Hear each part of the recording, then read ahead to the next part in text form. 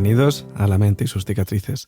Soy Pablo de Lorenzo, psicólogo, experto en trauma y acoso, y hoy analizaremos, gracias a la psicóloga Susana Rodríguez Picó, cómo ciertas conductas consiguen hackear y dominar nuestro cerebro como la droga más dura sin necesidad de que ninguna sustancia sospechosa consiga traspasar la barrera hematoencefálica. Vamos a hablar de refuerzo intermitente, de tragaperras, de relaciones tóxicas y de TikTok e Instagram, en una entrevista que considero muy interesante y que revela cuestiones que quizás antes no nos habíamos planteado en profundidad, ya que, como dicen, el demonio está en los detalles. Y, para empezar, ¿quién es Susana Rodríguez Picó? Hola, Pablo. Antes que nada, muchísimas gracias por invitarme a tu programa. Mi nombre es Susana Rodríguez Picó, como decías, y soy psicóloga especialista en psicología clínica. Estoy especializada, entre otras cosas, en trastornos adictivos, campo en el que he trabajado durante más de 20 años en diversos programas, tanto con adolescentes y jóvenes como con adultos, y también en diversos medios.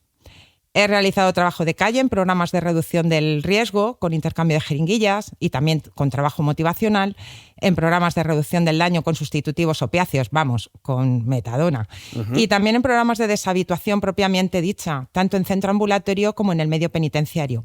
Como puedes imaginar, las adicciones químicas, pero también las comportamentales, son lo mío.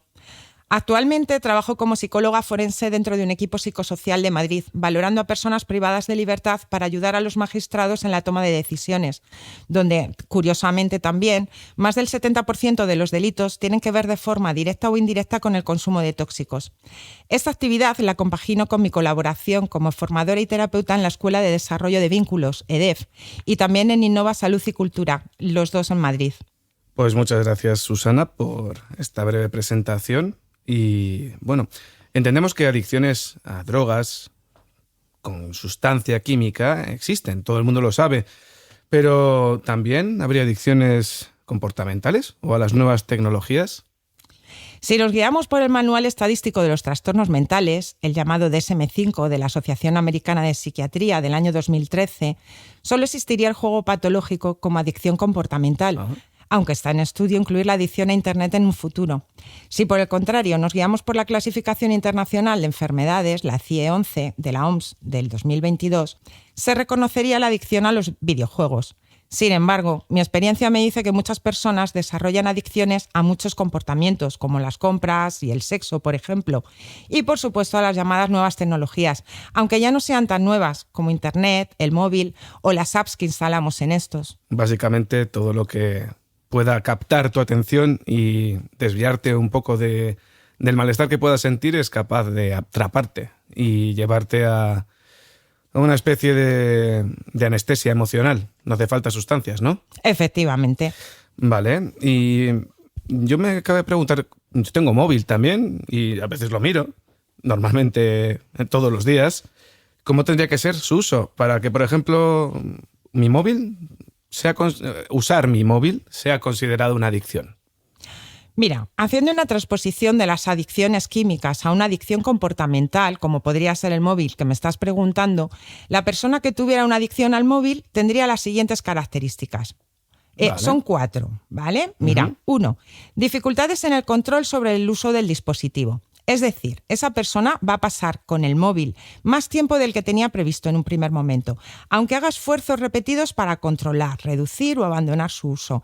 Y no lo consigue y va a poner además la centralidad de su vida en esta actividad. Es decir, va a estar pensando en ello la mayor parte del tiempo. Aunque le echen la bronca y le digan de estar mucho con el móvil. Efectivamente, va a estar muchísimo tiempo con el móvil y además va a intentar, pues, sí, como te decía, intentar estar menos tiempo, pero es que no lo va a conseguir. Como el típico adolescente en la comida que no deja el móvil y, bueno. Así sí. es.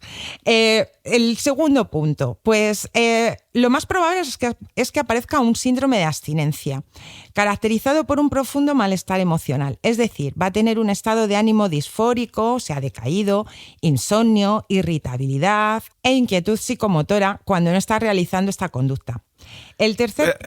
Dime. Te iba a preguntar, ¿por qué hay síndrome de abstinencia si no hay una sustancia que genere, que no haya una ausencia de sustancia que genere eso? Claro, pues mira, es bastante sencillo. Bueno, o te lo voy a simplificar lo máximo posible. Vale. Cualquier conducta que es reforzante, que hace que tú aumentes la ejecución de esa conducta, al final genera muchas sustancias en el cerebro. Uh-huh. Esas sustancias además activan los centros de placer y claro, tú lo estás generando, digamos que de una forma un poco artificial. Es a través de de un comportamiento repetitivo. Digamos al final que siempre se activan los mismos focos de placer en el cerebro, sea cocaína, porros, alcohol, y la conducta es otra forma más de activar esos centros, por decirlo de alguna manera. Sí, claro. Algunas conductas tienen esa capacidad de hacerlo. Con lo cual, si yo dejo de hacer esa conducta, mi cerebro está acostumbrado a recibir esas sustancias que yo estoy, digamos que, activando a mi cerebro para que produzca en demasía. De repente mi cerebro no lo tiene. Entonces, lo que voy a tener va a ser justamente, como sucede con muchas sustancias, los síntomas opuestos a los que yo suelo los que yo suelo buscar, ¿no? Sí, claro. con esos comportamientos. Uh-huh. Vale. Y por eso, pues eso, aparece un síndrome de abstinencia. Bueno, habíamos hablado de 2 puntos. Pues el tercero, también va a desarrollar tolerancia. Fíjate, igual que pasa también con las sustancias químicas, como estábamos diciendo, y precisamente por los mismos procesos neuronales que pasaría con las sustancias químicas, ¿no? En este caso, la tolerancia se entiende como que el sujeto, la persona, va a necesitar más tiempo para entrar en el mismo estado emocional que busca cuando está centrada en estas actividades. Estábamos hablando, por ejemplo, del móvil. O ante la misma cantidad de tiempo utilizado, no le resulta suficiente. Se queda como si tuviera ganas de más. Sí, como si le faltase un poquito, ¿no? Sí. Vale. Sí, y luego ya por último, las personas que tienen adicción, estábamos hablando del móvil, pero podría ser a cualquier otro comportamiento, mantiene su conducta a pesar de las consecuencias negativas que conlleva su adicción, tanto a nivel personal como familiar, social, económico, académico o laboral. Esto se puede traducir, para que nos entendamos, a tener una pérdida de interés en otras actividades, en aislamiento o deterioro de las relaciones, malos resultados académicos o laborales, en fin, consecuencias negativas para todos. Dependiendo de la presencia de todos o de alguno de estos factores y de la intensidad de estos, podremos decir que la adicción es más o menos grave. Vale. Gracias, Susana. Y tengo una duda porque, bueno, siempre me ha interesado entender un poco más sobre el refuerzo intermitente. ¿Cómo explicarías esto que descubrió Skinner y por qué nuestro cerebro es tan sensible a esta maniobra o hackeo, por decirlo de alguna manera? Mira, vamos a empezar primero diciendo quién fue Skinner. Skinner fue un psicólogo estadounidense nacido a principios del siglo XX, considerado por muchos el padre del conductismo, uh-huh, que no es ni más ni menos que una rama de la psicología. Descubrió un tipo de aprendizaje llamado operante, en el que el ser humano, aunque también algunos animales, desarrolla una conducta guiada por las consecuencias que obtiene al hacer esta conducta. Y no es muy ¿Qué diferencia hay entre el condicionamiento operante y el clásico de Pavlov? Pues mira, en el operante, el sujeto, la persona, se actúa en función de las consecuencias que va a obtener de su medio. Va a modificar el medio para obtener lo que él quiere. Te voy a poner un ejemplo. Los humanos lo hacemos desde muy pequeños. Cuando un niño se pone a llorar, sí, ¿qué ve el niño? Pues que en cuanto se pone a llorar, sus papás o sus cuidadores le cogen en brazos. Sí. Y enseguidita aprende esa relación. Acción-reacción, ¿no? Acción-reacción. Y modifica su ambiente. Con el condicionamiento clásico de Pavlov, lo que ocurre es que se asocia un estímulo, una cosa, por decirlo así, del ambiente que en principio no me produce ninguna reacción a mi organismo, uh-huh, con otra situación, otro estímulo que sí que me lo produce. Una campana, croqueta para el perro. Efectivamente. Sí. Bueno, pues mira, para no seguir enrollándome y para volver a tu pregunta. El señor Skinner, entre otras muchas cosas, fabricó un artefacto llamado la jaula o la caja de Skinner, que no era más que una caja con una palanca que al presionarla ofrecía comida. En esta caja introdujo a una paloma para ver qué era lo que pasaba. ¿No era una rata? No, no, no. Ah. Generalmente se dice que son ratas porque luego es cierto que durante las prácticas en la Ajá. carrera de psicología pues usamos muchas ratas, las Pero pobres. bueno, Pero era una paloma. Vale. Bueno, Pensé o eso que- dicen los libros, ¿eh? pensaba que Porque era yo una- tampoco estaba allí. Yo no lo he visto, pero vale, me cuadra. Eso dicen los libros. ¿De acuerdo? Bueno, pues nada, eso lo que te comentaba. Introdujo una paloma en la caja y vio a ver qué era lo que pasaba. Evidentemente, la paloma primero hizo conductas exploratorias hasta que, ¡zas!, pulsó por casualidad una palanca y obtuvo una bola de comida. Al tiempo, pues ella volvió otra vez a pulsar la palanca y otra vez obtuvo comida. Así que la paloma aprendió que si quería comer tenía que apretar la palanca. Como ves, igual que hace el bebé que te estaba contando antes, cuando llora para que le cojan en brazos. En un primer momento, cada vez que la paloma pulsaba la palanca, obtenía su comida y una vez saciada, dejaba de tocar la palanca. Entonces, tras observar esto, Skinner fue variando la dispensación del refuerzo, es decir, la obtención de la bola de comida. ¿Y cómo lo variaba, por Pues cierto? mira, primero varió el número de pulsaciones que la paloma tenía que dar para obtener su comida y luego también varió el tiempo que debía transcurrir desde que pulsaba hasta que obtenía la comida. ¿Y también variaba el premio? No, el premio siempre era la comida. Pero variaba la comida, tenía diferentes tipos de comida, más sabrosa, menos sabrosa. Ah, pues mira, no lo sé. Yo Vale, me vale. imagino que con comer la paloma se quedaría contenta. Vale. Vale. Muy bien. Bueno, con todas estas combinaciones posibles, Skinner lo que descubrió, y esto es muy importante para el tema que nos ocupa, que cuando el refuerzo, o sea, la comida, se obtenía tras un número aleatorio de pulsaciones de la palanca, la paloma estaba constantemente pulsando esta y además su comportamiento era mucho más difícil de extinguir. Y a este tipo de reforzamiento lo llamó programa de reforzamiento de razón variable o refuerzo intermitente. Con este experimento, lo que demostró Skinner es el funcionamiento de las máquinas tragaperras. Y si lo pensamos un poco, en él también se basa el funcionamiento de muchos juegos de móvil y aplicaciones. Realmente, parando un poco a analizar, veo mucha gente enganchada y muchas familias arruinadas por un mecanismo básico biológico absolutamente rudimentario como el fuego, súper tonto, realmente.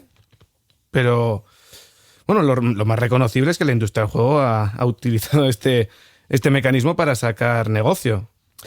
¿Cómo puede enganchar una tragaperras? ¿Siguen los mismos principios las apuestas deportivas de otros juegos como el póker o tienen diferencias? Efectivamente, en estas industrias se utilizan estos principios de aprendizaje. La persona jugadora sabe que en algún momento ganará. A lo largo de su aprendizaje en relación con estos juegos, ha desarrollado un proceso cognitivo llamado ilusión de control. ¿Ah, sí? Bueno, yo había oído que dicen que lo peor que le puede pasar a alguien que empieza a jugar es ganar. Claro, ¿No? sí, claro, porque a partir de ese momento ya te han reforzado. Ajá. Entonces estás esperando que enseguida vuelvas otra vez a ser reforzado, que otra Ajá. vez vuelvas a ganar. O sea, enseguida. otra vez ganarás lo prometido, entre comillas. Efectivamente. Entonces la persona está esperando, como decimos, ¿no?, a ganar, pero no gana. Entonces empieza a pensar y a tener ciertas asociaciones con cosas exteriores, con diferentes estímulos que tenía en el momento en que ganó. Y por eso muchas veces vamos a ver muchas conductas ritualistas en las personas que tienen adicción, por ejemplo, a las tragaperras, como por ejemplo llevar una determinada cadena, llevar unos calzoncillos o una camiseta determinada, porque ellos lo han asociado. E incluso se enfadan si les trastocas un poco Sí. la cadenita o si les das el cambio mal o alguna cosa por el estilo. Total. Mira, incluso yo he visto situaciones de jugadores de fútbol, chavalitos jóvenes, que como su madre no les hubiera lavado, no les hubiera colocado tal calzoncillo, armaban una buena. Sí, como no tuvieran el calzoncillo de Ronaldinho preparado para el partido final. Sí. Pensando que realmente son esos calzoncillos los que le van a llevar a ganar. Y evidentemente no. Y bueno, y esto sí que es cierto que no es un juego de azar el del fútbol, ¿no? Te he puesto el ejemplo de una asociación de un resultado. Es una ilusión de control, algo que es totalmente aleatorio. ¿No? Porque las tragaperras creo que no son aleatorias, como bastante programadas para atrapar más aún al jugador. Con una aleatoria normal yo creo que no serían tan adictivas realmente. Probablemente. Vale, y cambiando un poco de tema, a mí me interesa mucho también las relaciones interpersonales y creo que aquí también el refuerzo intermitente juega un papel bastante potente. Las personas que están en relaciones tóxicas generalmente suelen vivir un tira y afloja, que curiosamente se parece bastante a este refuerzo intermitente en el que hay premio, en el que de repente no lo hay, en el que tienes sorpresa, no la tienes, tienes bronca, tienes pasión, tienes amor, tienes bronca. Entiendo que podemos encontrar este patrón adictivo en las relaciones, por decirlo así, tóxicas en general, pero también me cabe la duda de si este patrón se puede provocar de forma maquiavélica y adrede para tener a alguien sumiso y esclavizado emocionalmente. Mira, te voy a poner un ejemplo extremo para que se entienda. Imaginémonos una relación de maltrato donde hay muchos componentes de violencia física y también de violencia psicológica. Evidentemente, nadie comenzaría una relación si desde este primer momento, ante cualquier comportamiento, recibiera un castigo. Claro. Y un castigo, por ejemplo, me voy a referir a un golpe, un insulto, un desprecio, un control exacerbado de lo que yo hago, sino que en los primeros momentos casi todas las interacciones con mi pareja van a ser satisfactorias. En este caso, como igual que decíamos antes, con la adicción a sustancias o a otros comportamientos, se van a activar las áreas de placer de mi cerebro. Y si estas primeras interacciones no son tan buenas como yo creo que son, voy a creer que lo son. Porque en estos primeros momentos, y por desgracia en algunas personas mucho tiempo después, aparece mucha idealización. Por eso, cada vez la relación se va haciendo más intensa, cada vez voy a tener más ganas de estar con esa persona. Transcurrido el tiempo en esta relación, digamos, tan idílica y maravillosa, de vez en cuando voy a obtener un castigo, que como hemos dicho puede ser un grito, un insulto. Y después, ¿qué pasa? Pues que mi pareja me pide perdón o hace como si no hubiera pasado nada. Pero hay veces incluso que el contraste entre castigo, bajón, y compensación con sexo maravilloso o tal, es como una especie de revulsivo que hace que para la persona la vida sea más intensa incluso, ¿no? Claro, porque es un poco como lo que estábamos hablando antes de las tragaperras, ¿no? Tú tienes esa, por una parte, ilusión de control y estás esperando el refuerzo, estás esperando, bueno, pues esa noche maravillosa, ese viaje, esas flores. Al final... Sí, es un poco... ¿Será hoy? Claro, será hoy. ¿Cuándo será? Nunca sabes cuándo va a ser. Y cuanto más random sea la persona, cuanto más igual te escupe a la cara, pero luego te ves apasionadamente, no sabes cuándo va a reforzarte. Entonces, más intenso puede ser el sistema de atrape que tienes. Claro, en muchas ocasiones va a pasar esto. Entonces, esto, por ejemplo, en los temas de violencia, de pareja, se suele llamar luna de miel. O sea, la fase en la que la persona, o sea, la pareja, entre comillas, vuelve a estar bien, como al principio, en la fase de idealización. Claro, lo que pasa es que como yo parto de menos algo, porque claro, ya he tenido un castigo, cualquier cosa que supere lo que yo conocía todavía es como mucho más reforzante. El diferencial es brutal y es adictivo total, es como un super premio. Efectivamente. Y ahí nos podemos ver bastante enganchados. Si te das cuenta, es bastante parecido a lo de las tragaperras. Las personas que juegan a las tragaperras han perdido muchísimo dinero, pero cada vez, por poquito que ganen, ellos piensan que han ganado mucho y no se están dando cuenta de ese desequilibrio que hay desde el principio. Es cierto que no se dan cuenta de que llevan 10.000 euros gastados en el mes, han ganado 500, se sienten orgullosos. ¿Realmente no son conscientes? Cambiando de tema un poco, ¿no son conscientes de esos miles de euros que han perdido antes? En ese momento no. Vale. Luego ya cuando llegan a su casa, sí. Por eso una de las características que decíamos, ¿no?, que tiene que tener una persona cuando tiene una adicción, algún comportamiento, en este caso a las tragaperras, son las consecuencias negativas para su vida. Entonces, llegar a casa, pues probablemente tendrá follones con su familia, a lo mejor está pidiendo dinero a los amigos y va a perder a los amigos, en fin, va a tener una serie de consecuencias, pero en ese momento que está jugando no se da cuenta. Mira, tanto en las relaciones tóxicas como en el tema, por ejemplo, de las tragaperras, del juego patológico, la mayoría de las veces las pérdidas son tan seguidas y tan grandes que por fin se van a dar cuenta de dónde están metidos y entonces se va a producir el inicio del cambio. aunque al haber sido conductas reforzadas de forma intermitente, como decíamos con la paloma, su extinción va a ser un proceso muy complejo. A ver, de todas las formas también quería añadir que, por supuesto, no solo se da refuerzo intermitente en el maltrato. Vivir una relación tóxica tiene muchos componentes que interactúan entre sí y sería muy frívola si yo quisiera reducirlo a un solo proceso de aprendizaje. Está claro que es multifactorial, tiene muchas cosas que conectan entre sí y no es solamente un factor. Y respecto a la segunda pregunta que te había hecho, ¿es posible inducir maquiavélicamente este tipo de método, de sistema para tener un esclavo emocional? Pues mira, yo te diría que sí, aunque claro, desde luego para hacerlo con intención tienes que ser una persona con rasgos psicopáticos pronunciados. Tiene pinta. Tiene pinta, sí, porque en la mayoría de las relaciones la toxicidad se va a producir sin ese objetivo consciente de hacer daño a la otra persona. Sí, a es la como que se supone... poco consecuencias de residuos de personalidad, ¿no? Sí. Vale. Sí. Sí, pero bueno, hay gente ahí. A ver los hilos. A ver los hilos.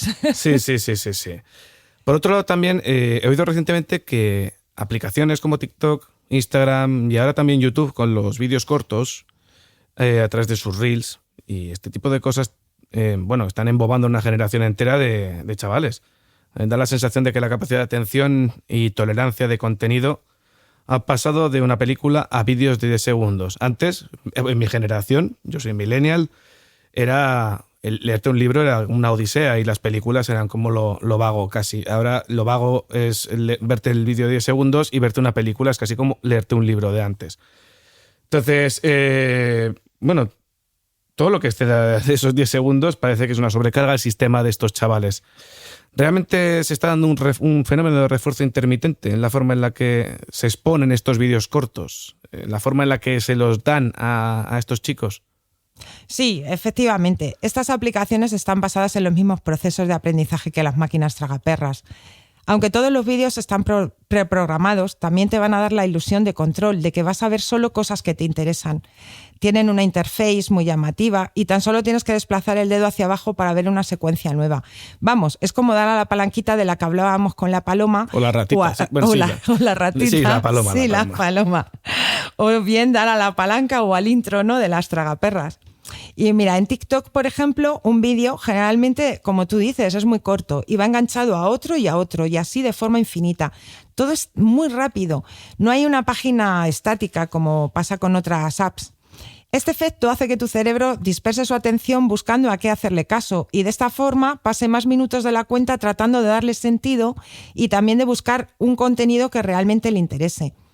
Estas estrategias provocan que se active el sistema de recompensa del cerebro del que hablábamos antes, igual que lo hacen las drogas u otras conductas adictivas como la ludopatía, las compras compulsivas. Sí, pero en este caso también hablamos de niños, de adolescentes. Sí, pero da igual. En su cerebro también se van a liberar grandes dosis de dopamina que van a provocar una sensación de placer inmediato, lo que causa que queramos volver otra vez a consumir contenido de la misma plataforma y así constantemente.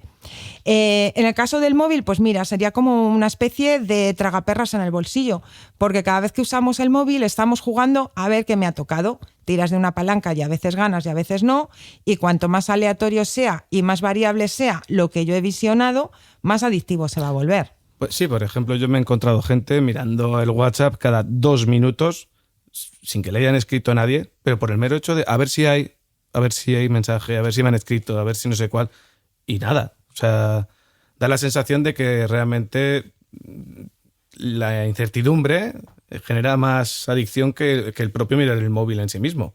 Sí, claro. Además es que también se está produciendo esa ilusión de control de la que estábamos hablando antes, ¿no? Como que tú estás controlando a las personas que se van a poner en contacto contigo o a las notificaciones que te van a aparecer. Cuando no es así, realmente son las propias apps las que están controlando mi tiempo y las que, están... Sí. Que no va todo en me gustas o no me gustas, sino en cuánto tiempo miras el vídeo, cuánto tardas en darle al siguiente. realmente está todo mucho más controlado de lo que parece. Sí, está todo muy controlado para que nosotros estemos todo el rato pendiente del móvil y mientras tanto, no se nos olvide, hay muchos anuncios por medio y hay mucha gente que quiere que nosotros estemos mirando al móvil para poder vender sus productos. Sí, esa es la verdadera finalidad de que estemos enganchados a ellos. Efectivamente. Nada altruista realmente. Nada altruista. Y aún así, ¿cómo afecta esto al cerebro de niños y jóvenes? Porque hemos comentado antes que esto, bueno, el fenómeno de las tragaperras y de las adicciones comportamentales en adultos ya genera estragos en niños y adolescentes. ¿Cómo deja eso? Pues mira, la atención de los niños se dispersa, no se entrena ni la atención activa, es decir, esta que está orientada a un objetivo que me permitirá otros procesos cognitivos básicos como la concentración y la memoria, básicos por otro lado, por ejemplo, pues para aprender nuevos contenidos y habilidades, pero tampoco nos va a permitir entrenar la atención pasiva, que es aquella que vamos olvidando según crecemos, pero que nos permite observar nuestros propios estados internos sin juzgar, ser más creativos, que es la que, por ejemplo, podemos utilizar en procesos meditativos. Como resultado, pues estamos teniendo niños que no son capaces de leer, de estudiar o ver incluso una película de dibujos de 30 minutos. Uh-huh. Son niños que se aíslan y, por tanto, no comienzan a desarrollar otras habilidades y competencias que serán necesarias para su futuro, como resolver problemas, aceptar las diferencias o incluso llegar a acuerdos. Estos niños se van a tornar impulsivos, con escasa tolerancia a la frustración, porque no soportan no obtener lo que quieren de forma inmediata. Y estos procesos cognitivos son mucho más evolucionados y deberían desarrollarse paulatinamente. Los niños y adolescentes van a tener más probabilidades de hacerse adictos a estas apps, a los videojuegos o a los juegos de azar, simplemente porque aún no han desarrollado la parte del cerebro destinada a las funciones ejecutivas, que son los lóbulos frontales, y sin el entrenamiento de otras capacidades más básicas, pues va a tener muchas dificultades para hacerlo en el futuro. ¿Y tú crees que ha habido algo en la historia de la humanidad que haya podido parecerse a esto? Niños desprovistos de su capacidad de atención y condenados a no poder atender a algo que no sea mayor de 10 segundos. Pues la verdad es que no se me ocurre, nunca lo había pensado, pero yo recuerdo hace 20 años que los niños todavía eran capaces de ver películas de 1 hora y media. Incluso leer. Ay, sí, y leer. Vale. Bueno, al margen de... ¿podrías darnos algunas recomendaciones para los padres que nos escuchen, que puedan proteger a sus peques ante estos peligros tecnológicos? Que, bueno, igual Antena 3 o Telecinco nos avisan con algún anuncio así breve y tal, pero ¿nos puedes dar tips de verdad para que los padres puedan proteger a sus hijos de este monstruo invisible?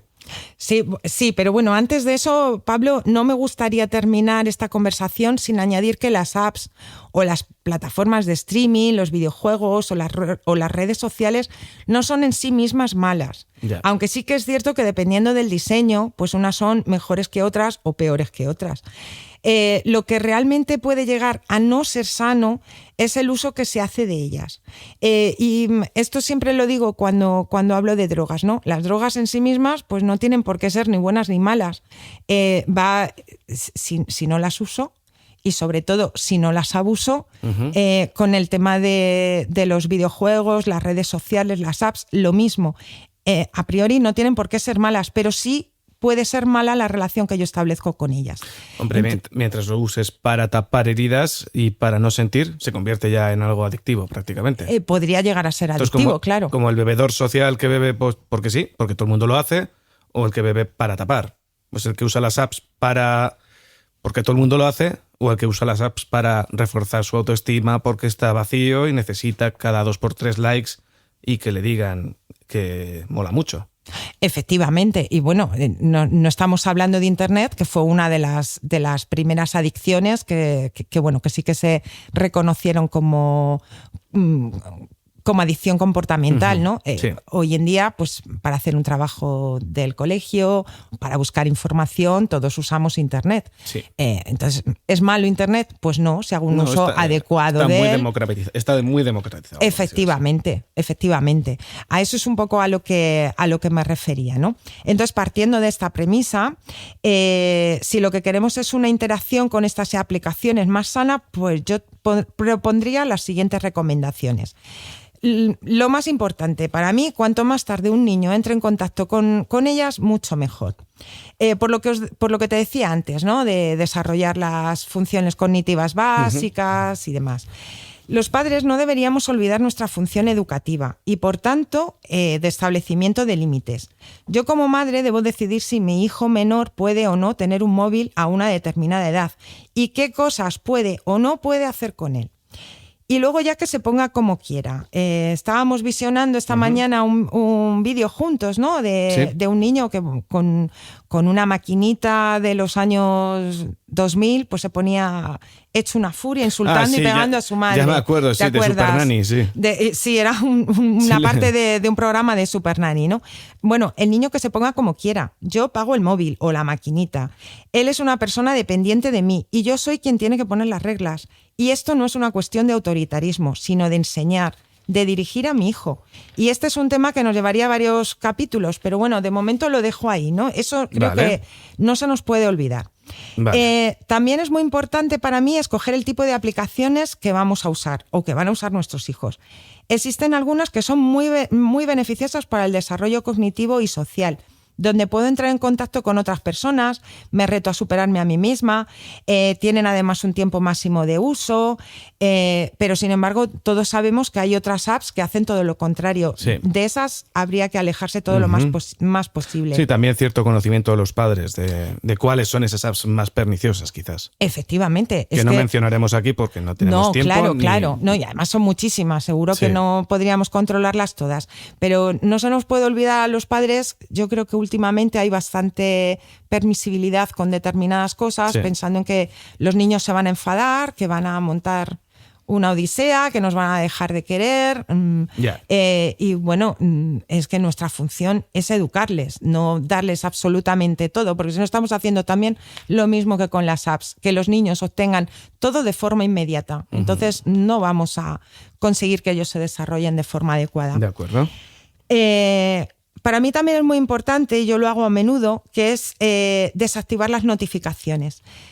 Yo tengo que ser quien busque las notificaciones y no el móvil que me esté avisando constantemente de que me ha llegado una notificación, porque cada vez que me salta un mensaje de lo que sea, que la mitad de las veces es una tontería. Últimamente Facebook está muy pesado. Ay, mira. Porque nadie sigue a Facebook ya, pero Facebook sigue dando por saco todo el rato.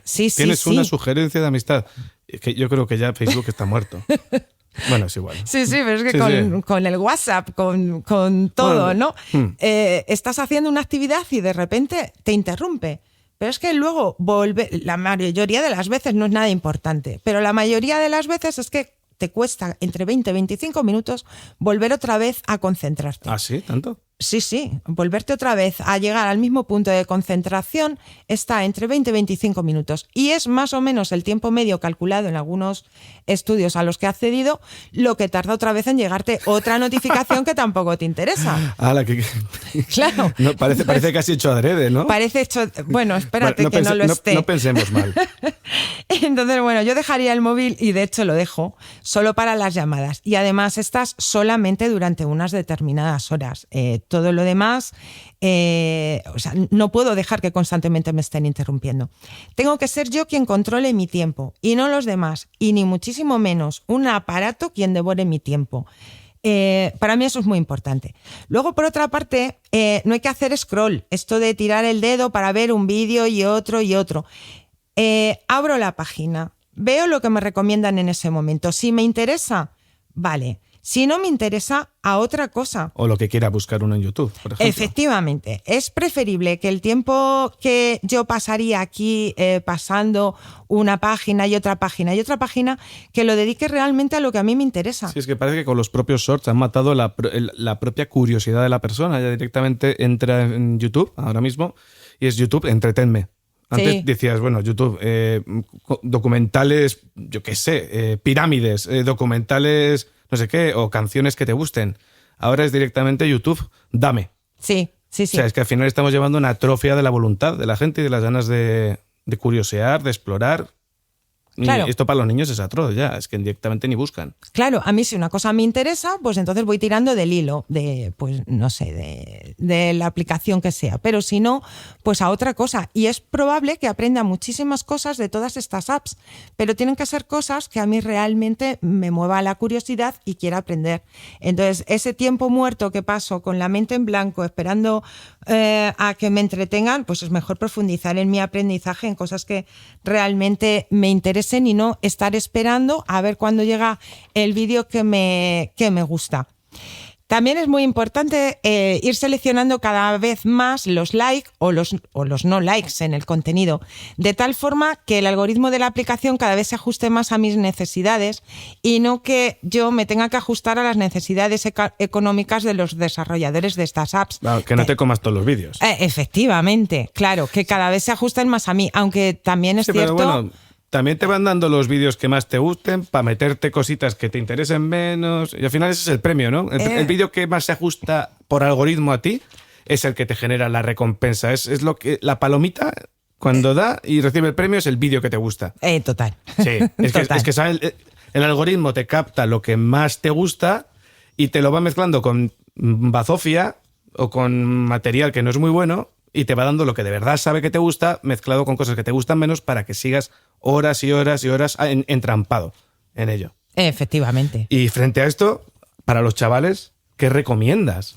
Pues mira, a ver, yo es que claro, veo muchas veces a los jóvenes en el... Mira, algo que me sorprende muchísimo es cuando voy en el metro y veo a parejas, pues no sé, de 20 años, de 16 años, que está cada uno sonriendo mirando a su móvil, en lugar de mirarse y sonreír entre ellos. Igual están hablando entre ellos.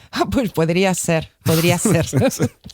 O un grupo de 5 o 6 chavales, chavalas, y cada uno está mirando su móvil en lugar de, no sé, bueno, entiendo que las cosas cambian, yo ya no tengo esa edad, pero lo que le diría a cualquier niño o a cualquier joven es: lee, comunícate verbalmente con los otros, sal, comparte actividades lúdicas, monta en bici, corre, juega a las chapas, al balón, al pilla-pilla, al escondite, al parchís, al party, lo que tú quieras. Con esto desarrollarás habilidades y capacidades que te servirán a ti y no a otros para afrontar tu futuro y el presente de la vida diaria. Básicamente llevar parcelas de esa vida desconectadas, offline, como era antes.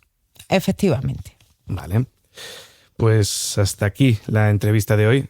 Muchísimas gracias por todo este rato que has compartido con nosotros, con los oyentes y conmigo.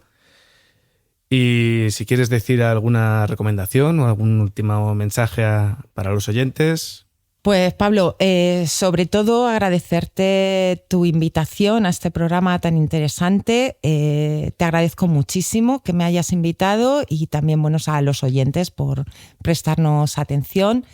Y bueno, pues nada más, aquí estamos. Me imagino que después abajo dejarás nuestro correo electrónico por si alguien quiere ponerse en contacto con nosotros y hacernos alguna pregunta. ¿Cuál es el correo electrónico de tu gabinete? susanarpico@escueladevinculos.com. Vamos, Susana, que es como me llamo, R de Rodríguez, Pico de Picó, @escueladevinculos.com. Muy bien. Cualquier persona, cualquier oyente que se haya dado por aludido o haya visto que puede necesitar ayuda después de escuchar este podcast y quiera acudir, ya sea online o presencial, a la ayuda de Susana, puede escribir a este mail y solicitar sus servicios, que abiertamente os ayudará. Luego, para cerrar este programa, comentar de nuevo, como en todos los programas, que podéis escribirnos a lamenteYsuscicatrices@gmail.com si queréis comunicarnos alguna sugerencia o simplemente saludar. Y con esto cerramos el programa de hoy, así que muchas gracias y hasta el próximo episodio.